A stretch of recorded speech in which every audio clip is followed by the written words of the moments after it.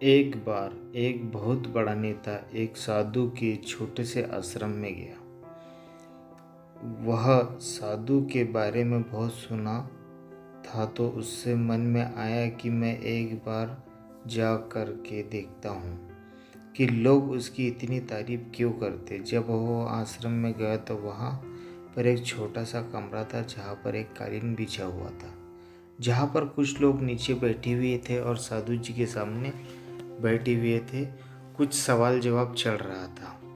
वह नेता आश्रम में आया और उस नेता के साथ में 4 बॉडीगार्ड भी थे और उसकी यह आदत थी कि जहाँ पर भी वह जाता था लोग अपनी जगह से खड़े हो जाते थे और उसकी तरफ देखते थे, हाथ जोड़ते थे और सर झुकाते थे।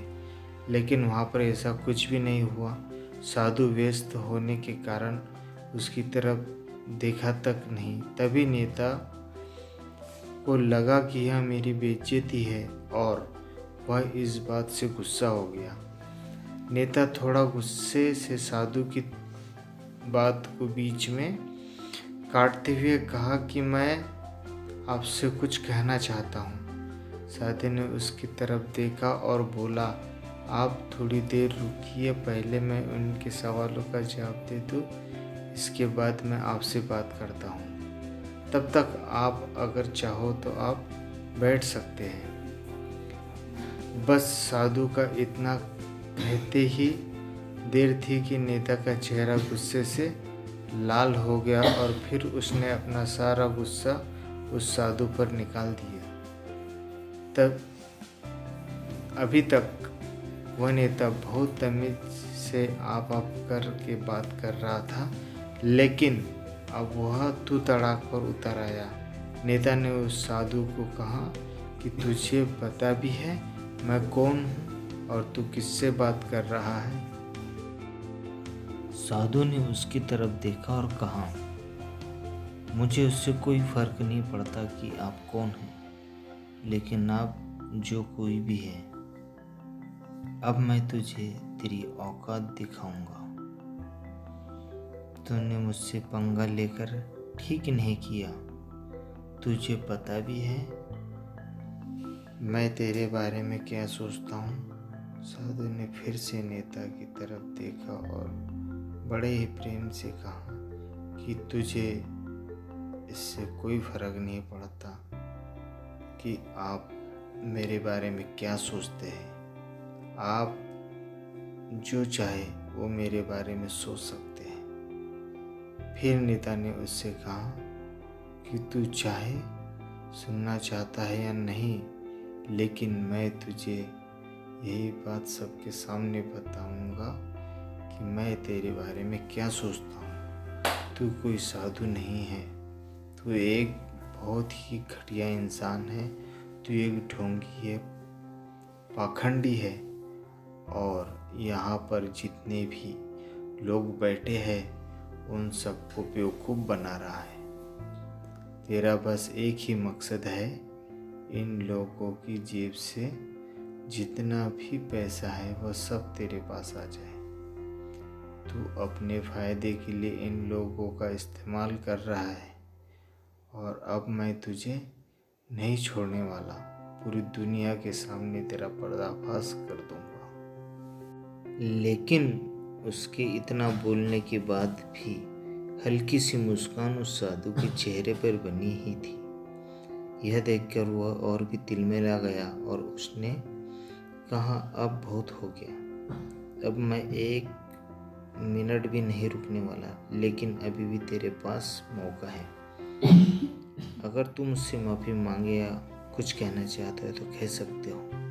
इतना सब होने के बाद भी साधु के चेहरे पे एक मुस्कान थी और वह बिल्कुल शांत था। और फिर उसने अपनी आंखें बंद करी और फिर साधु ने अपनी आंखें खोली, हाथ जोड़े और कहा कि मुझे आपसे कोई गिला शिकवा नहीं है।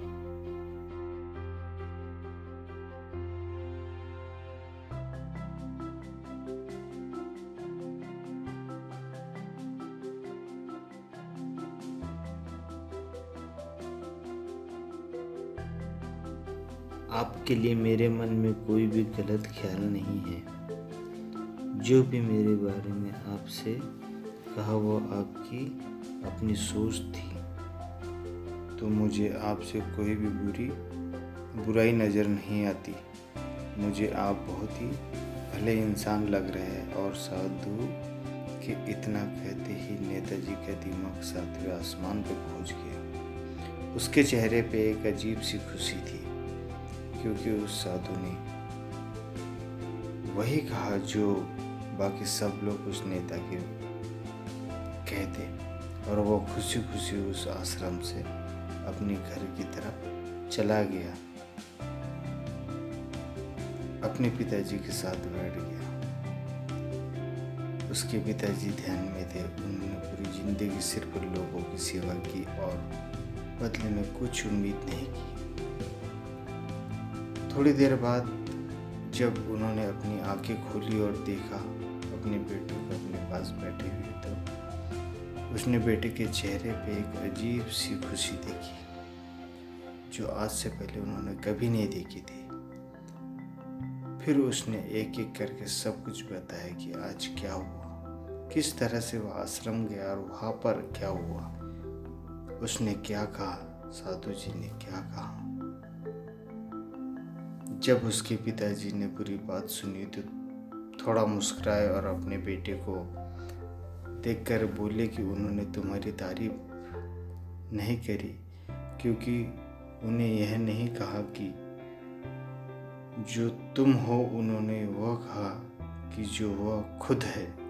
और तुमने जो भी कुछ उनको कहा वह नहीं है, बल्कि वह तुमने वह कहा जो तुम खुद हो। यही बात वेदों में भी कही गई है कि तथा दृष्टि तथा सृष्टि। यह दुनिया तुम्हें वैसी नहीं दिखती जैसी ये दुनिया है। ये दुनिया वैसी दिखती है तुम्हें जैसे तुम खुद हो। जिसकी नज़र जैसी है उसके लिए यह दुनिया वैसी ही है। तो अगर तुम अपनी दुनिया को बदलना चाहते हो तो उसका सिर्फ एक ही तरीका है कि अपनी नज़र को बदलो।